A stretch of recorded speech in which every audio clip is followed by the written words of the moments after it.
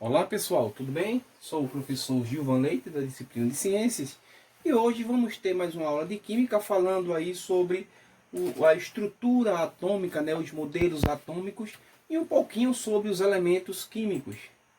Então na aulinha de hoje vamos ter aí os modelos atômicos, vamos ver as estruturas atômicas e também falar um pouquinho aí sobre a tabela periódica. Então eu quero que vocês olhem aí para essa imagem, né? E vejam aí essa situação, né? Vamos analisar essa segunda situação, né? Você chegou em uma sala vazia e encontrou bexigas na parede, chapeuzinhos de aniversário caídos no chão e alguns pratinhos de pedaços de bolo sobre a mesa. Embora você não tenha visto o que aconteceu por ali, não será difícil supor que, com base nas evidências, houve uma festa de aniversário. Então você fez uma observação e aí você deduziu que houve uma festa de aniversário devido à situação do momento. A ciência ela trabalha de forma parecida. Os cientistas coletam evidências por meio dos experimentos ou pelas simples observações da natureza. Baseado nessas evidências, eles podem então propor modelos capazes de explicar os resultados obtidos ou observados. O conhecimento humano sobre a constituição da matéria iniciou-se de maneira bem filosófica, tomando contornos mais científicos apenas nos últimos 200 anos. Os seres humanos eles são naturalmente curiosos, né? Uma das perguntas mais frequentes é: de que somos formados? Ao longo de toda a história da humanidade, tentamos buscar respostas a essa pergunta. A invenção do microscópio nos permitiu descobrir e observar as células, que são as menores estruturas funcionais dos seres vivos. Os avanços da química e da física e da biologia nos permitiram descobrir partículas muito pequenas, como os átomos. Contudo, mesmo com todas as tecnologias desenvolvidas e os conhecimentos já descritos e divulgados, provavelmente ainda assim não conseguimos responder. Afinal, do que é constituída a matéria do universo? Então, desde a antiga Grécia, né, os antigos gregos, aí, eles tentavam uma explicação filosófica da matéria. Tales de Mileto dizia aí que o princípio básico da matéria era a água. Anaximenes dizia que era o ar, Heráclito o fogo. Empédocles ele disse que eram os 4 elementos, a água, o ar, o fogo e a terra. Aristóteles, matéria dividida infinitamente. Platão dizia que existiam aí as formas geométricas. Demócrito dizia que a matéria era divisível até um limite, chamando ela assim de átomo. Dizia que a matéria ela vai se dividir, mas ela chega no seu limite de divisibilidade. E chamou isso aí de átomo. Surgimento da alquimia em Alexandria, no Egito. A valorização das concepções atômicas na Renascença. Os alquimistas, né, o conhecimento em metalurgia, química e astronomia, e o legado sim deixado pelos alquimistas, como produção e fusão de ligas metálicas, destilação, sublimação, calcinação, dissolução, filtração e cristalização. Aí já entramos nos métodos de separação da matéria. Vocês sabem que os alquimistas pregavam aí que, por a matéria ser formada por esses 4 elementos, eles podiam formar ouro de qualquer outro tipo de matéria. E lutaram em pesquisar e trabalhar em cima disso, deixando aí esse legado, né, nessa descoberta da química, tentando buscar aí o conceito da pedra filosofal, deixando em si esse legado de destilação, sublimação, calcinação, né, essa questão de separação de misturas. Isso foi tudo um legado deixado pelos alquimistas. E isso seguiu aí por muitos anos, até que em 1808 o inglês John Dalton ele publicou uma obra na qual defendia a retomada do modelo atômico. Os átomos para Dalton seriam as partículas formadoras de toda a matéria, sendo indivisíveis e indestrutíveis. E aí ele formulou o seu modelo, chamado de modelo de bola de bilhar. Embora o conceito de átomo seja hoje em dia amplamente aceito e conhecido, as ideias filosóficas de Demócrito e Leucipo encontraram forte resistência, né? E foi Dalton que publicou na sua obra, porque ele defendia a retomada desse modelo atômico e com base na realização de diversos experimentos. Aí temos Dalton e as bolas de bilhares, né, como ficou conhecido assim o seu modelo. Para ele, os átomos seriam as partículas formadoras de toda a matéria, sendo indivisíveis e indestrutíveis, características que deram a ele esse modelo, o apelido desse modelo de bola de bilhar. Dalton acreditava que o elemento químico seria formado por átomos idênticos em massas e dotado da mesma propriedade, que os átomos se combinariam formando diferentes substâncias e que uma reação química ocorreria pelo rearranjo dos átomos, que, dessa forma, não seriam criados nem destruídos. Dalton dizia o seguinte, um átomo amarelo, se ele se juntar com um átomo verde, ele forma uma substância, já se ele se juntar com um átomo vermelho, vai formar outro tipo de substância. E se juntar esses três átomos, formarão outro tipo de substância. Então, esse rearranjo constituía aí matérias diferentes, segundo o modelo atômico descrito por Dalton. Logo em seguida surgiu o modelo atômico de John Thomson, né? Joseph John Thomson aperfeiçoou o modelo de Dalton e diziam que os elétrons como esferas negativas incrustadas em uma esfera positivamente carregada. O modelo de Thomson ficou conhecido como modelo de pudim de passas. Então, usando uma ampola de Crookes, dispositivo contendo um gás a baixa pressão, o inglês Joseph John Thomson, que viveu entre 1856 a 1940, produziu um feixe de raios de constituição incerta, ao colocar um polo positivo e um polo negativo na região da ampola em que os raios passavam, ele percebeu que eles se desviavam em direção ao dispositivo. Com base em experimentos e várias observações, Thomson concluiu que os raios chamados catódicos seriam formados por partículas negativas presentes em toda a matéria. Assim, foi identificado o elétron e o átomo, antes considerado indivisível, era agora formado por partículas menores. Em face dessa descoberta, Thomson aperfeiçoou o modelo de Dalton, introduzindo elétrons como esferas negativas incrustadas em uma esfera positivamente carregada, algo parecido ao pudim com passas.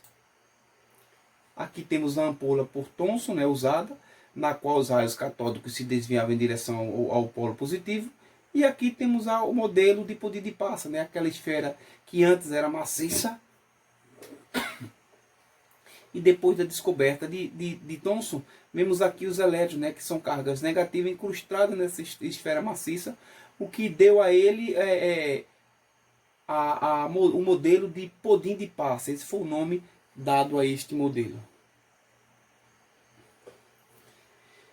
Em 1904, o físico neozelandês Ernest Rutherford, ao realizar um experimento com gás hidrogênio, detectou a presença de pequenas partículas com cargas elétricas positivas, a quais ele denominou prótons. Ernest Rutherford descobriu dois tipos de radiação alfa e beta, presença de uma região ampla e bem vazia, no caso a eletrosfera, na qual estavam os elétrons, um núcleo pequeno e com cargas positivas, que eram os prótons, e o átomo para Rutherford se assemelhava-se ao sistema solar, onde temos aí o Sol e os planetas ao redor. No caso do modelo atômico de Rutherford, teríamos um núcleo e uma eletrosfera rodeada por elétrons. Aqui nessa outra imagem temos aí o selo romeno aí de 1971, que homenageia aí Rutherford. E aqui, nesse lado aqui, temos um experimento realizado pela equipe desses cientistas, na qual as partículas alfa em velocidade que atravessava a lâmina de ouro foram registradas pela tela fluorescente que emitia luz. Então temos aqui o experimento de Rutherford.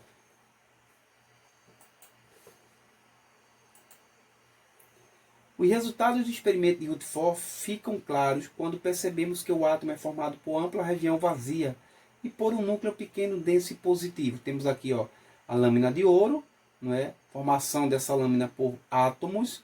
Os átomos vão ter núcleo denso e maciço, com cargas positivas, vão ter regiões vazias e uma eletrosfera formada por elétrons. Aqui as partículas dos raios alfa, que vão passando e outras vão voltando quando se depara com um núcleo denso e maciço.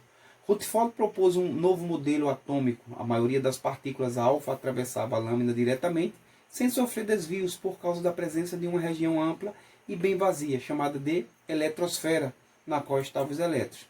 As partículas alfa que atravessavam a lâmina com desvios eram repelidas por um núcleo pequeno e positivo, e as poucas partículas alfa que se dirigiam diretamente para o núcleo, que deveria ser muito maciço, eram refletidas pela lâmina, como vemos aqui. E aí o segundo modelo atômico do Rutherford, o núcleo atômico é muito denso e positivamente carregado, graças aos prótons nele presentes. O próton é uma partícula de carga positiva identificada em 1886 pelo filósofo alemão Eugen Goldstein. Então temos aqui o núcleo atômico formado por partículas positivas e por partículas sem carga chamadas de nêutron, e a sua eletrosfera formada por partículas elétricas negativas, que são os elétrons. Alguns anos mais tarde, em 1932, o físico inglês Chadwick descobriu uma partícula nuclear, o nêutron, massa semelhante à do próton e desprovido de carga elétrica. O nêutron mantém a integridade do núcleo, evitando a repulsão entre os prótons. Então o nêutron ele vai aqui manter a integridade do núcleo para que o núcleo não se desfaça.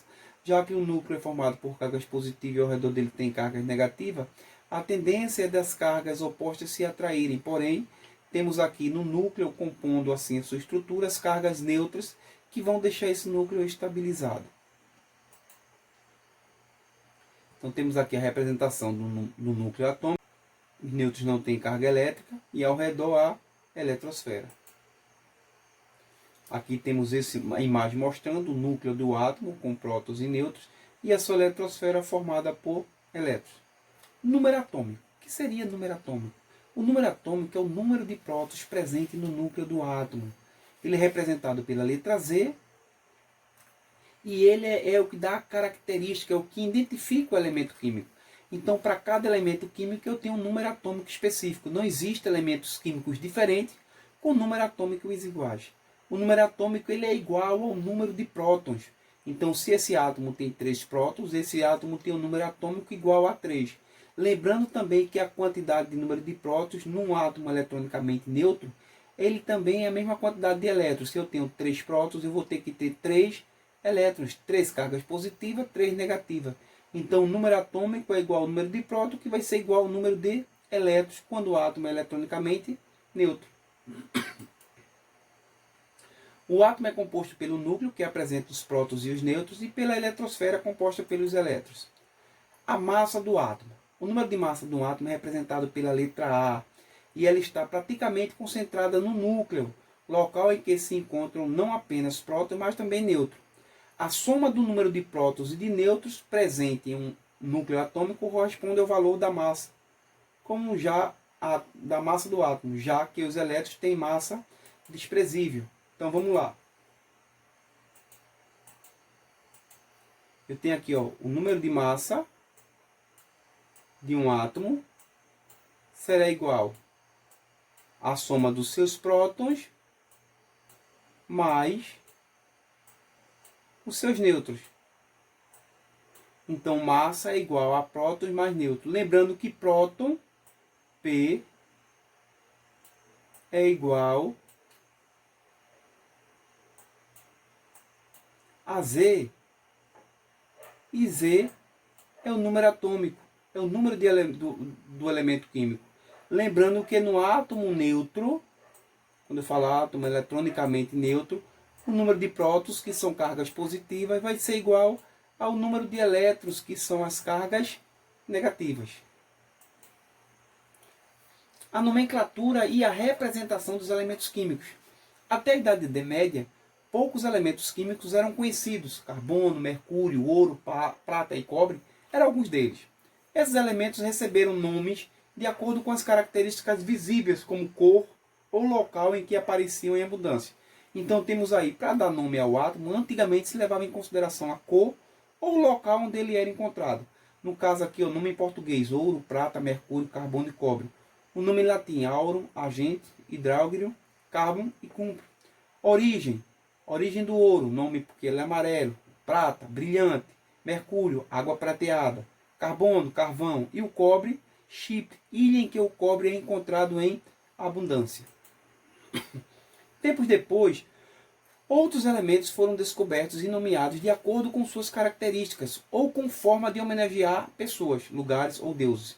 Cúrio é uma homenagem ao casal de cientistas Pierre e Marie Curie, pioneiros no estudo da radioatividade. Germânio homenageia a Alemanha. Titânio relaciona-se com os titãs da mitologia grega. Então, depois que o tempo foram passando, descobriram outras maneiras de colocar nome aos elementos químicos, homenageando cientistas, lugares ou até deuses da mitologia grega, né? Com tantos nomes diferentes, estabeleceu-se a norma de representação dos elementos químicos por meio de símbolos que empregam letras. Algumas são representadas pela primeira letra do nome, sempre maiúsculo. Exemplo aqui, o carbono, representado pela primeira letra em maiúsculo, nitrogênio, primeira letra em maiúsculo, oxigênio, primeira letra em maiúsculo, e o hidrogênio, primeira letra em maiúsculo. Nos casos em que as letras se repetem, os elementos são representados pelas duas letras iniciais, sendo a primeira maiúscula e a segunda minúscula. Temos aqui o cobalto, não é? Não dava para fazer com a letra só porque já tinha o carbono, então segunda letra minúscula. O nobélio, né? Já tinha o nitrogênio, então NO, letra inicial maiúscula e a segunda letra minúscula. O ósmio, o hélio. Então eles foram seguindo essa situação, né? Já que já tinha se descoberto o primeiro elemento, um elemento com a inicial, então teve que acrescentar a segunda letra em minúsculo para dar nome a simbologia a esses elementos. E também pode ser identificado pela inicial maiúscula e outra letra qualquer do nome sempre minúscula. E aqui, ó, o nióbio, letra maiúscula, e uma letra qualquer do nome minúsculo. O ácio, letra maiúscula, e uma letra qualquer do nome em minúsculo. O símbolo que representa um elemento químico pode ser ainda ligado ao seu nome em latim. Exemplo aqui, o ouro está ligado ao nome em latim. O potássio está ligado ao nome em latim. O sódio está ligado ao nome em latim. E o mercúrio, que está ligado ao seu nome em latim.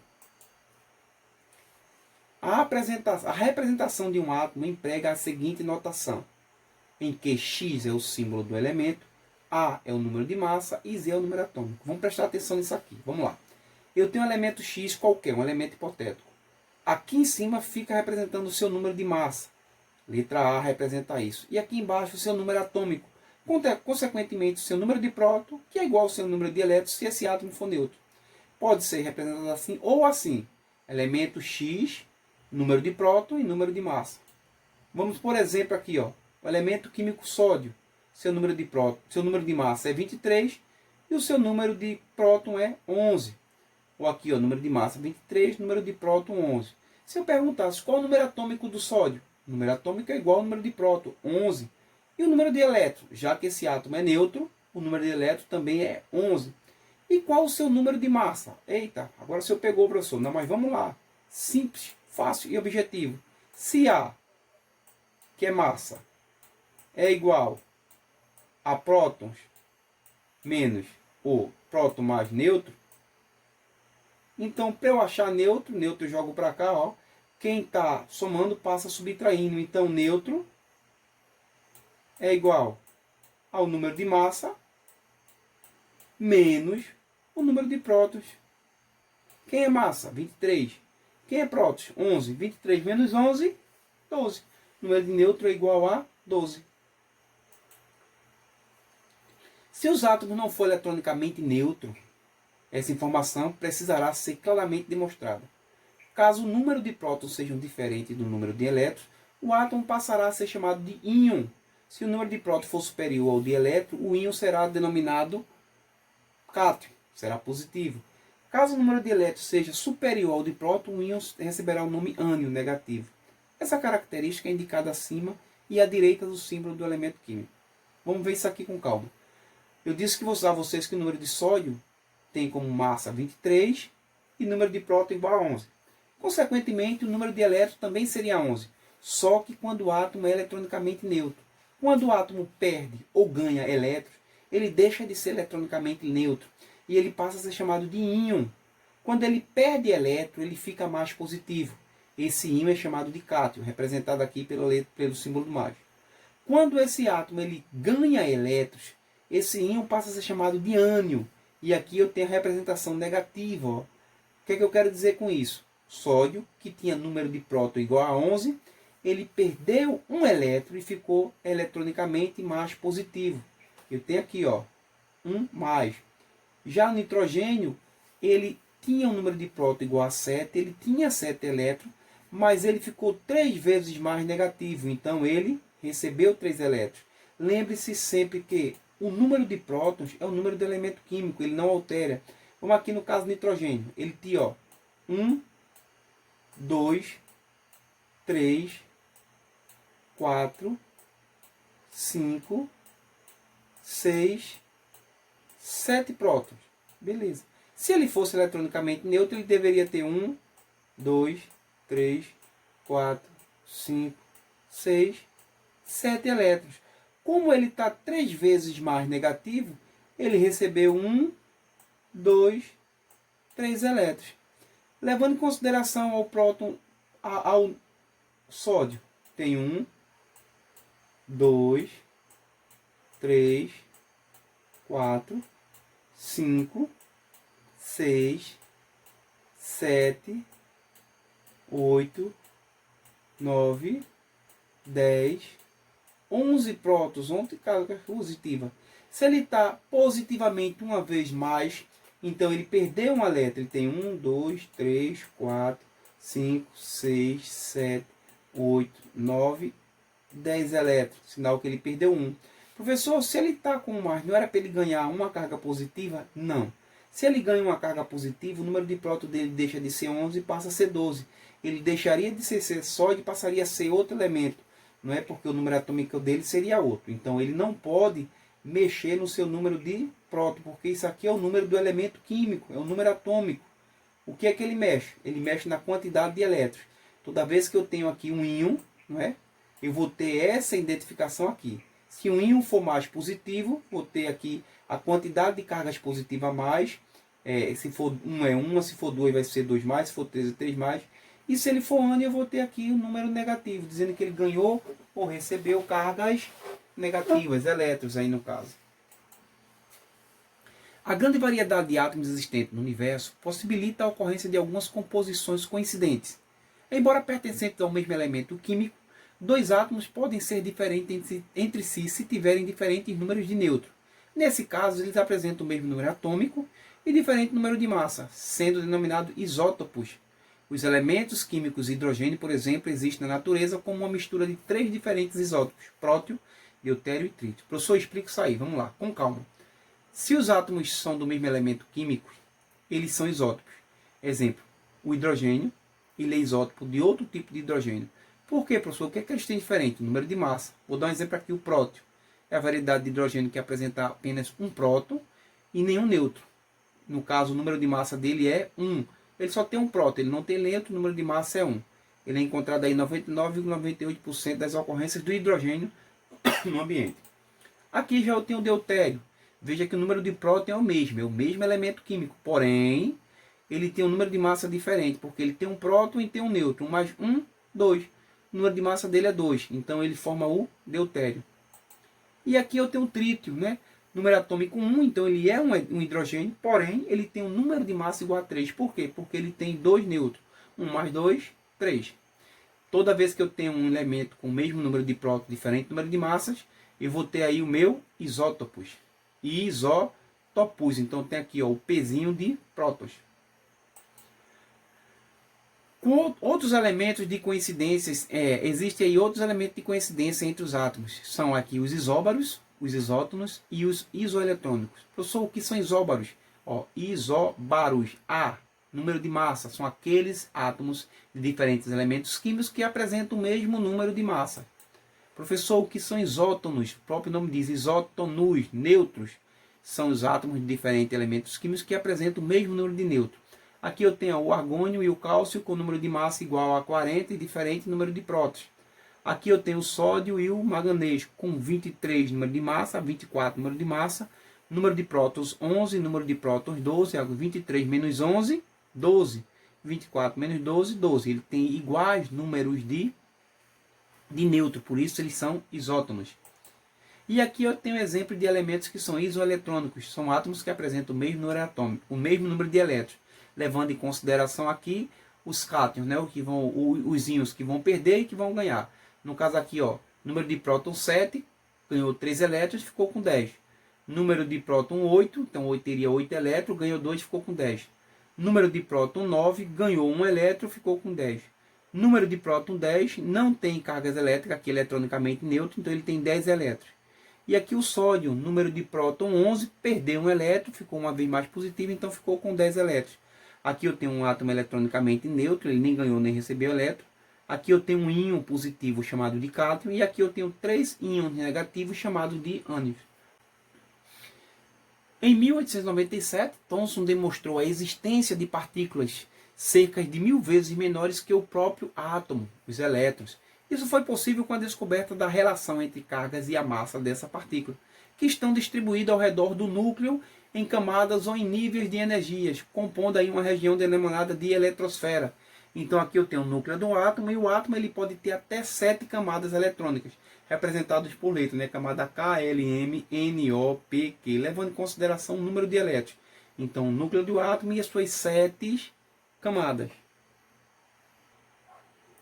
Embora não haja um limite teórico para o número de camadas dispostas ao redor do núcleo, os elementos químicos conhecidos até o momento representam no máximo as 7 camadas, identificadas pelos números de 1 a 7, ou pelas letras maiúsculas, como eu já tinha falado, que é representada de K até a letra Q.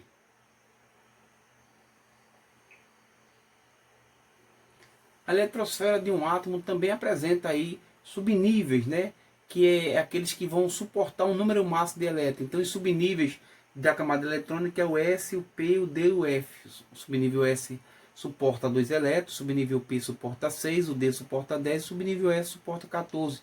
Temos aqui as camadas eletrônicas de acordo com seus subníveis. Camada K só tem o subnível S, camada L, subnível S e o P, camada M, subnível S, P e D, camada N, subnível S, P, D, F, camada O, subnível S, P, D e F, camada P com 3 subníveis, S, P e D, e a camada K com 2 subníveis, a camada Q no caso 7 e o subnível P. E aqui temos a eletrosfera, né, mostrando também uma distribuição de acordo com o diagrama de Pauling. Esse diagrama que ele foi constituído para que fossem distribuídos os elétrons, né? Para que possa se fazer a distribuição eletrônica dos elétrons na camada, se usa esse diagrama chamado de diagrama de Pauling. Então temos aqui o alemão Johannes Dober, em 1829, agrupou os elementos com características semelhantes em grupos, de 3 no caso as tríades.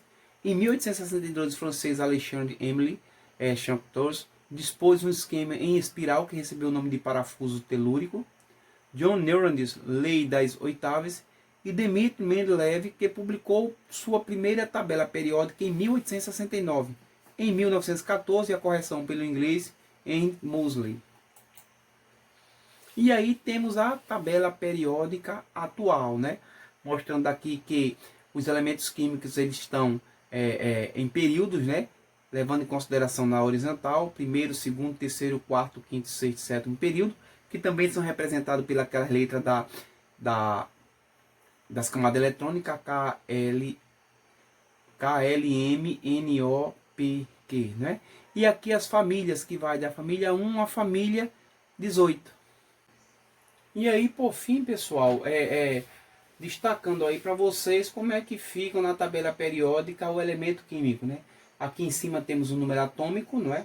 Isso é o elemento representado na tabela periódica. Aqui embaixo a massa atômica, quer dizer, o número da massa, o nome do elemento químico e aqui o seu símbolo, né? O símbolo do elemento químico, ok?